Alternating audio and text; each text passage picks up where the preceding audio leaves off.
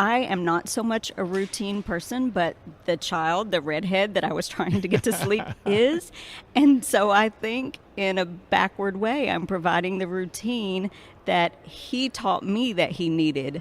So he's very much driven by routine. So, and I think when kids see, that when we model that routine for children, because the kids don't necessarily see us brushing our teeth and taking a bath and going to our own beds because we get them in bed first. So we are showing them animals, things that they love, also participating in this routine. They see it as, a normal way of life, and they say their prayers before they go to bed. And so it just teaches them those things. And in Night Prayer, the first one, the kids walk through saying thank you for the things that God gave them that day. So that one, we vary it a little. It's not all about, the nighttime routine. That one was more about the pattern of prayer and just saying thank you for just the everyday things in our lives, the puppies and the kittens and mommy and daddy and things like that.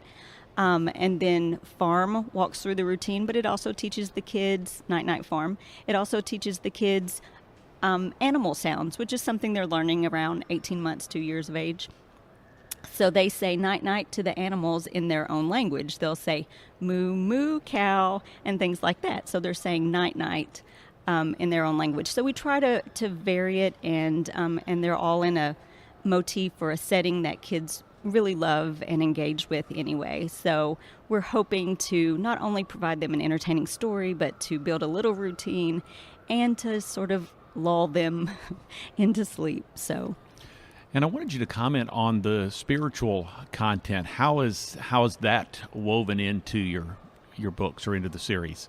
Well, these are for preschoolers, so the spiritual content is fairly light. We don't dive into theology, obviously, but I've had so many parents come to me and say, just last week, one came to me and said, we have the night prayer, and I'm reading that. I think she told me her son was 6 months old, but we're reading the night prayer now, and we just want to help establish that routine and make prayer a part of their daily lives, and just show them that prayer doesn't have to be a person standing on a podium using eloquent words. Prayer is just saying, thank you, God. Thanks for all that I have. Help me out, in a very friendly conversational tone. So I hope we get that across to kids in at least the night prayer.